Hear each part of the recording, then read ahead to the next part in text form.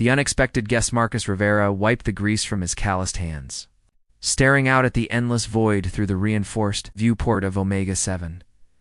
3 months alone on this asteroid mining station had taught him that space wasn't romantic, it was brutally lonely. The constant hum of life support systems had become his only companion, interrupted occasionally by status reports from Earth that arrived weeks late. He'd volunteered for this isolation assignment after his divorce, thinking solitude would help him heal. Instead, it just gave him too much time to think about everything he'd lost. The mining operation ran itself mostly, requiring only basic maintenance and the occasional asteroid redirect. Easy work for someone trying to disappear from the world. The proximity alarm jolted him from his brooding. Red lights flashed across the control panel as the computer announced an incoming object. Marcus's heart raced as he pulled up the scanner display, expecting another rogue asteroid. Instead, he found something impossible: an escape pod, badly damaged and drifting straight toward the station. "What the hell?" he muttered, running a deep scan. The pod's design was unlike anything in human databases. Sleek curves instead of angular surfaces, materials that seemed to absorb and reflect light simultaneously. The energy signature was completely alien. Protocol demanded he report the contact immediately. First contact procedures were clear: maintain distance, alert authorities, do not engage. But the pod was dying, its power systems failing rapidly. Life signs showed inside, growing weaker by the minute. Marcus stared at the communication panel, his finger hovering over the emergency beacon. Earth was 12 light minutes away. By the time anyone received his message and responded, whatever was in that pod would be dead. The moral weight of that decision pressed down on him like the vacuum of space itself. Screw protocol, he decided. Activating the station's recovery arm, the pod was smaller than he'd expected, fitting easily in the cargo bay. As atmosphere filled the chamber, Marcus suited up and approached carefully. The pod's surface was warm to the touch, almost organic in texture. A hairline seam ran around its middle, but he couldn't find any obvious way to open it. Then the seam began to glow with soft blue light, and the pod split open like a flower blooming. Inside lay something that made Marcus forget how to breathe. She was humanoid, but clearly not human. Her skin held a subtle lavender hue that seemed to shift with the light, and her hair fell in silver waves that moved as if underwater. Even unconscious, she was the most beautiful being he'd ever seen. Her breathing was shallow, and strange symbols on her fitted suit pulsed weakly with bioluminescent light. "Okay, Marcus," he told himself, fighting panic. Xenobiology 101. Don't touch anything that might be toxic. Don't assume human physiology. And definitely don't fall for the first alien you meet. But as he carefully lifted her from the pod, she stirred slightly, and her eyes opened large. Violet pools that seemed to contain swirling galaxies. She looked directly at him with an expression of surprise and something else he couldn't identify. "Help," she whispered in accented but clear English, before losing consciousness again. That single word shattered every protocol Marcus had ever learned. This wasn't some abstract first contact scenario from training simulations. This was a person in need, regardless of what world she came from. He carried her to the station's medical bay, his mind racing with questions. How did she speak English? Where had she come from? And why did holding her feel like the most natural thing in the universe? As he placed her on the medical table, her hand briefly touched his, and Marcus felt a jolt of something electric pass between them. Not painful, startling, like touching a live wire made of starlight. The medical scanner couldn't make sense of her physiology, displaying error messages and confused readings. Her vital signs were stable, but completely alien. Body temperature ran several degrees higher than human normal. Her heart had an irregular rhythm that somehow sounded musical. And her brain activity showed patterns the computer couldn't categorize. Marcus dimmed the lights and adjusted the temperature higher, guessing that might help. Then he settled into the chair beside the medical table to wait, studying her peaceful face and wondering what he'd gotten himself into. Outside the viewport, the stars continued their ancient dance. Indifferent to the fact that on one small station, the course of 2 species might have just changed forever, healing, and discoveries. Velthari awakened to unfamiliar sounds and the scent of something distinctly Alina, a mixture of metal, recycled air, and something warm that she would later learn was uniquely human.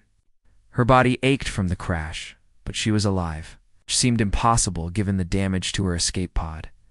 She opened her eyes to find a human male sitting beside her. His dark eyes filled with concern. He was larger than she'd expected from her species' limited data on humans, with broad shoulders and calloused hands that spoke of manual labor.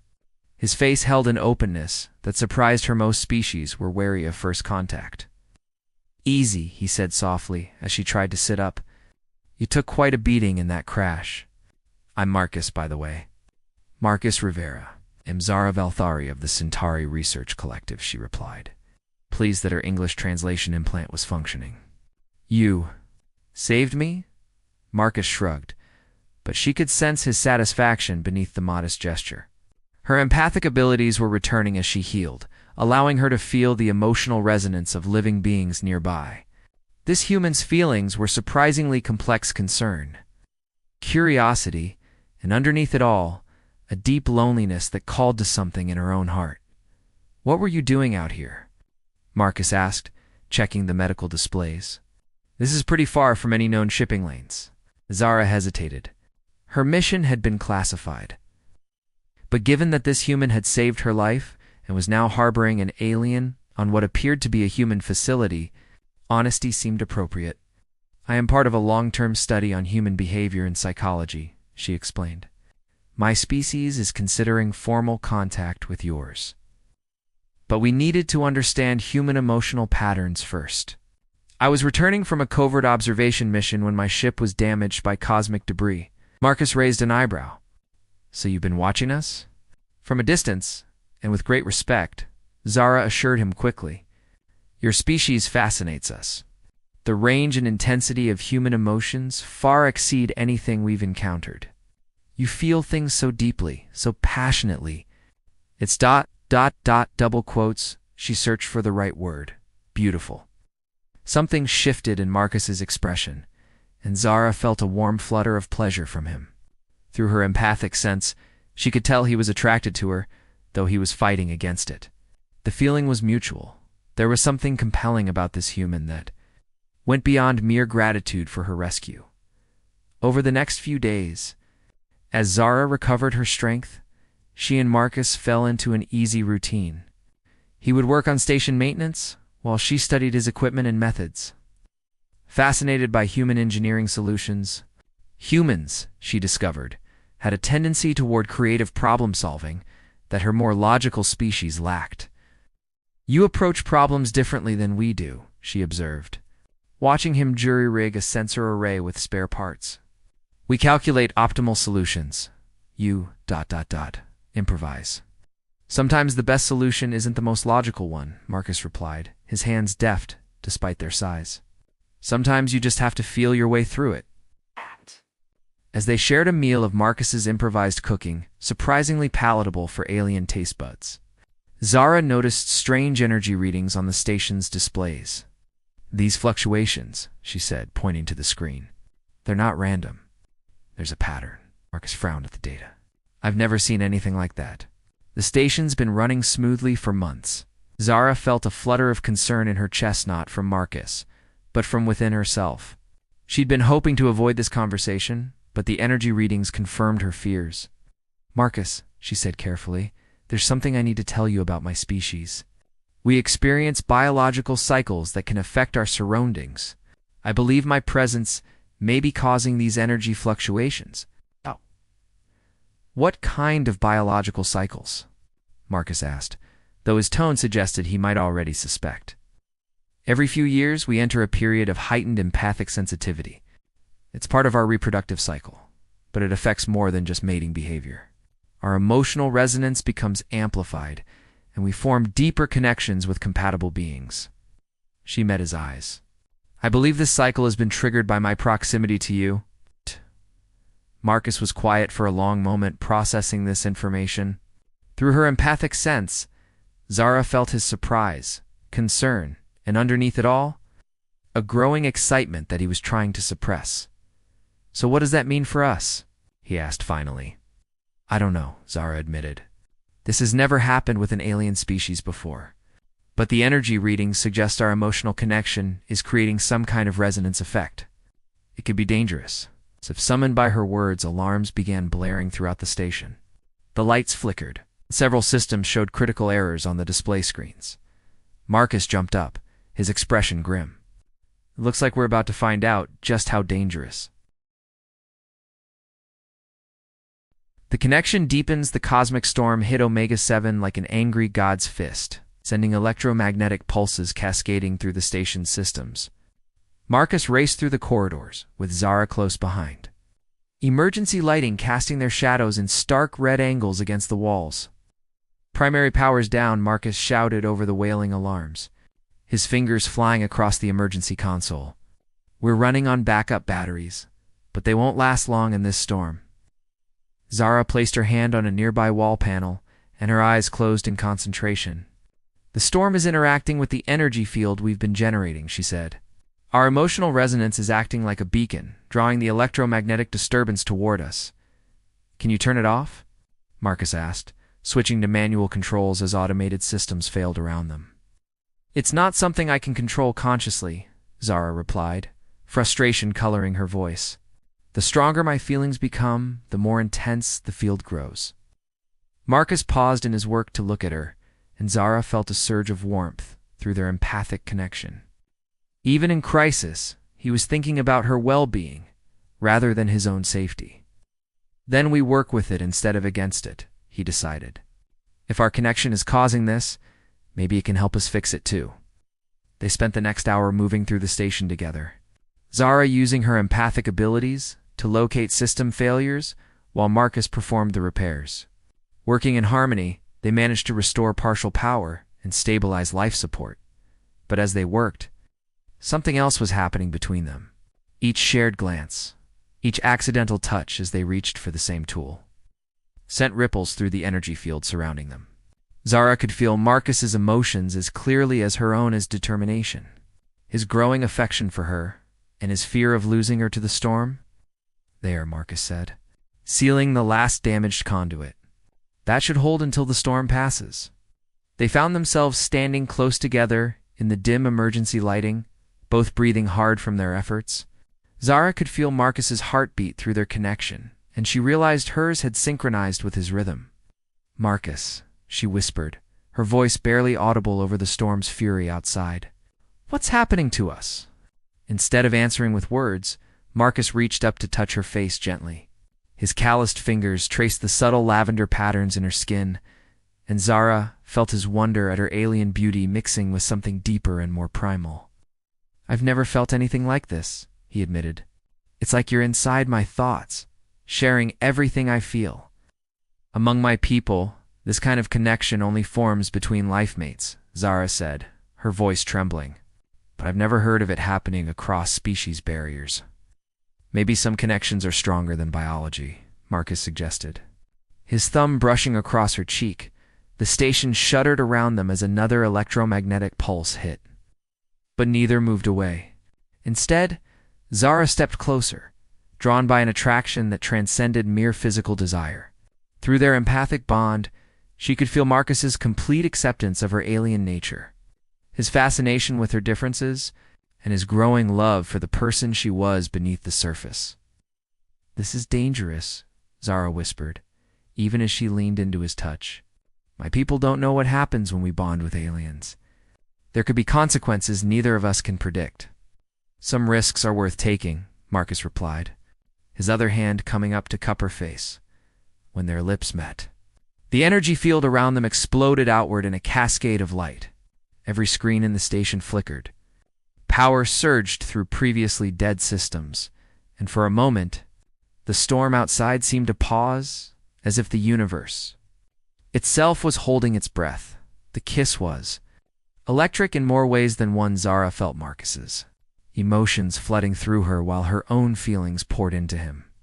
Joy, desire, wonder, and something deeper that neither had words for, all mixing together in a connection that felt as natural as breathing. When they finally broke apart, the station's systems were running smoothly again, and the storm outside had begun to weaken. The energy field, Zara breathed, staring at the no stable readouts. It's not causing interference anymore. It's helping. Marcus smiled, his arms still around her. Maybe that's what love does. Takes chaos and turns it into harmony. Zara felt tears she didn't know she could cry streaming down her cheeks. In all her species' careful study of human emotions, they had never truly understood the power of connection to transform not just individuals, but the very fabric of reality around them. "I love you too," she whispered, the words feeling strange but perfect in her mouth. Outside the viewport, the cosmic storm continued to rage, but inside Omega 7, two hearts from different worlds beat as one, creating something new and wonderful in the vast emptiness of space passion. Among the stars the morning after the storm should have brought relief. But Marcus woke to new alarms screaming through the station. He bolted upright from where he'd fallen asleep, holding Zara in the observation lounge, their fingers still intertwined as she stirred beside him. "Proximity alert," the computer announced in its maddeningly calm voice. Multiple objects on collision course. Marcus rushed to the main console, Zara right behind him, her silver hair cascading over her shoulders as she leaned over his shoulder to read the displays. The scent of her, something like starlight and ozone, made his pulse quicken, even in crisis. Asteroid debris field. Marcus cursed, watching the radar paint dozens of incoming rocks. The storm must have knocked some asteroids out of stable orbit. They're heading straight for us. "How long do we have?" Zara asked, her hand finding his shoulder. Even that simple touch sent warmth through their connection. 2 hours, maybe 3. Marcus pulled up the station's defensive systems, then swore again. "The particle beam array is still down from last night's power surges. We can't blast them apart." "Then we move the station," Zara suggested. "With what?" "The main engines are designed for minor position adjustments, not emergency maneuvers. We'd need to completely rewire the power distribution system." Marcus ran calculations in his head, coming up empty. It would take a team of engineers at least 12 hours, or one engineer and one very motivated alien, Zara said firmly. "Show me what needs to be done." What followed was the most intense and intimate 3 hours of Marcus's life. They raced through the station's maintenance tunnels, crawling through spaces barely large enough for one person, their bodies pressed together as they rerouted power conduits and bypassed damaged systems. Every touch was electric, made more intense by their empathic bond. When Zara squeezed past him in a narrow junction, her curves pressing against his back, Marcus felt her pulse spike with awareness. When he reached around her to access a control panel, trapping her against the wall with his body, her sharp intake of breath echoed through both their minds. "Focus," Marcus, Zara whispered as he lingered a moment too long, his face inches from hers in the cramped space. "I am focused," he replied, his voice rough. "Just not necessarily on the repairs." She laughed, despite their danger, the sound like silver bells in the confined space. "Your species' ability to find romance in crisis situations continues to amaze me." "It's not romance," Marcus said, finally moving to access the control panel. "It's recognition. I recognize you, Zara, like my soul has been looking for you my whole life." Through their bond, he felt her emotional response, a flutter of joy mixed with desire so intense it made his hands shake as he worked. The asteroid field was still approaching. Suddenly that seemed less important than the woman beside him. They reached the main power, coupling with 30 minutes to spare. The work required both of them to lie on their backs in a maintenance shaft, barely 3 feet high, their bodies pressed together from shoulder to hip as they worked on the complex wiring above them. "This connection needs to be perfect," Marcus explained, his breath warm against her ear. "One mistake, and we'll blow the entire grid." "Then we won't make mistakes," Zara replied, but her voice was breathless. Being this close to him, feeling his strength and warmth, was making it hard to concentrate. They worked in perfect synchronization, their hands moving in harmony, as if they'd been partners for years instead of days. When Zara needed a tool, Marcus had it ready. When he needed to see a connection, She held the light exactly where he needed it, but the tension between them was building like pressure in a sealed container. Every accidental brush of skin sent shockwaves through their connection. When Zara had to reach across him for a wrench, her chest pressed against his, and Marcus felt her heart hammering against his ribs. "Ah, Zara," he whispered. His work forgotten for a moment, she turned her head to look at him, and found their faces were mere inches apart. In the dim light of the maintenance shaft, her violet eyes seemed to glow with their own inner fire. "We should finish the repairs," she said, but her hand came up to trace the line of his jaw. Marcus agreed. But instead of returning to work, he captured her exploring fingers with his own, bringing them to his lips to kiss her fingertips. The kiss that followed was desperate and hungry, born of danger and the knowledge that they might not survive the next hour. Marcus rolled partially on top of her in the confined space, his hands tangling in her silver hair as she pulled him closer. Through their empathic bond, desire crashed over them in waves. Marcus felt Zara's alien physiology responding to his touch in ways that were both familiar and wonderfully different. Her skin seemed to glow brighter where he touched her, and her breath came in musical gasps that resonated through his bones. The asteroid, Zara managed to whisper against his mouth. "Can wait 5 more minutes," Marcus replied, his lips trailing down her throat to the pulsing lights in her skin. But reality intruded as the station shuddered around them, and proximity alarms began blaring again. "Or maybe not," Marcus sighed. Reluctantly pulling away, they finished the repairs in record time, their movements now urgent with more than just passion. As the last connection was made, Marcus felt the station's engines surge to life with more power than they'd ever had before. "It's working," Zara said, monitoring the displays as they raced back to the control room. "We're accelerating clear of the debris field." They collapsed into each other's arms as the last asteroid tumbled past the observation window, both breathing hard from exertion and adrenaline. "We make a good team," Marcus said, holding her close as they watched the debris field recede into the distance. "The best," Zara agreed, then looked up at him with a mischievous smile. "Now, where were we in that maintenance shaft?" Love Beyond Worlds. 3 weeks had passed since the asteroid crisis, and Omega 7 had become something neither Marcus nor Zara had expected a home. Not just a place of shelter or work, but a sanctuary where two beings from different worlds had found something precious together.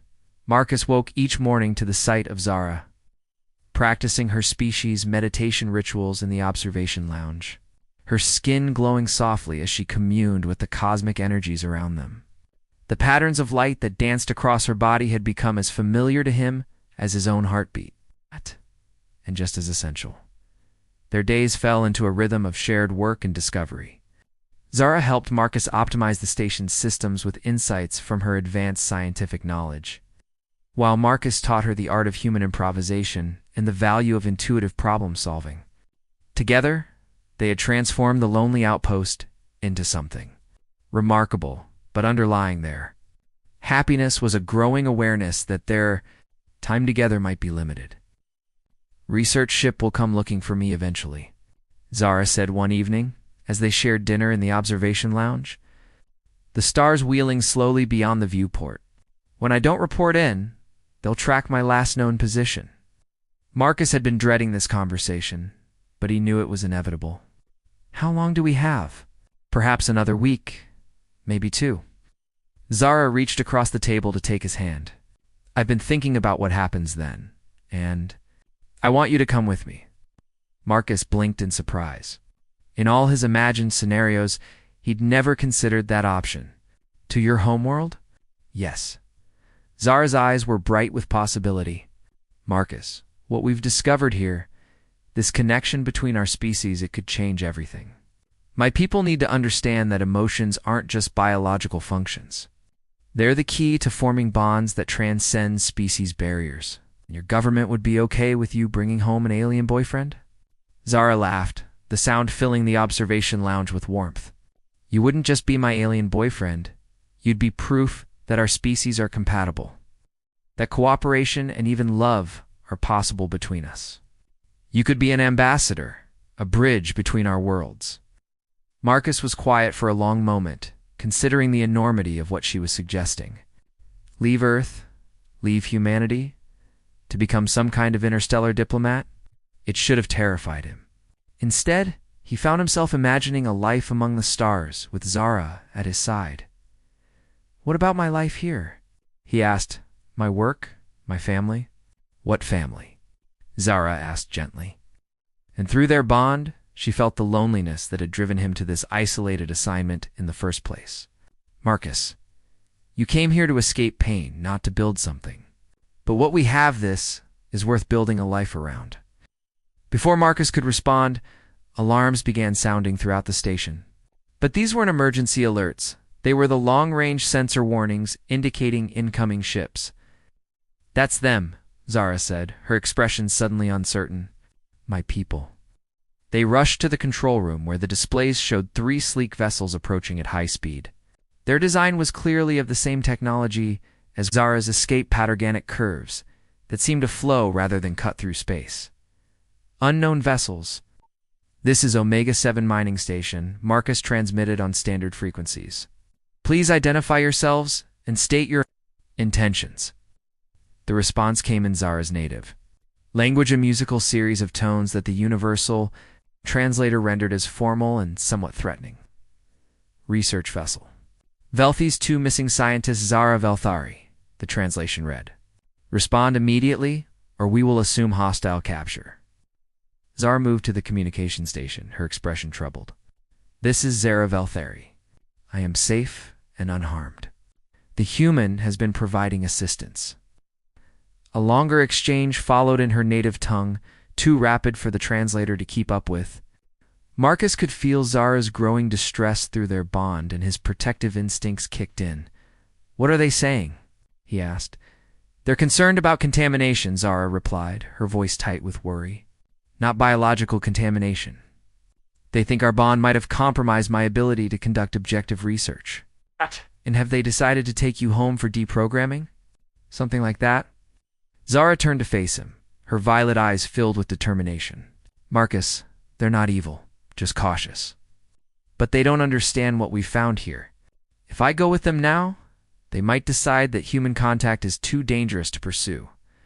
Then we convince them otherwise." Marcus activated the station's main view screen, knowing that alien ships would be monitoring their communications. When the 3 vessels acknowledged the connection, he found himself looking at beings who resembled Zara, but with harder, more angular features. "I am Marcus Rivera," he said, his voice steady despite the magnitude of the moment. "I speak for humanity in this first formal contact between our species." The lead alien, apparently the expedition commander, spoke in accented but clear English. "Human Marcus Rivera, you have interfered with our research mission and potentially contaminated our scientist. Explain your actions." "I saved a life," Marcus replied simply. "Where I come from, that's not contamination, it's basic decency." Through their bond, he felt Zara's surge of pride and love at his words. "Your species is driven by emotion," the commander stated. "This makes you unpredictable and potentially dangerous. Our emotions also make us capable of things your logic alone cannot achieve," Marcus countered. "Zara and I have formed a connection that allows us to work together in ways neither of our species could accomplish separately. Instead of seeing that as contamination, consider it evolution." The alien ships held position while the commanders conferred among themselves. Finally, the lead vessel responded. "We will allow researcher Velthari to return with full autonomy. However, we cannot permit continued contact with your species until further study is conducted." "That's where you're wrong," Marcus said, taking Zara's hand. "Because she's not going anywhere without me. And I'm not staying anywhere without her. We're a team now, and that's not changing regardless of what your protocols say." The silence that followed stretched for long minutes.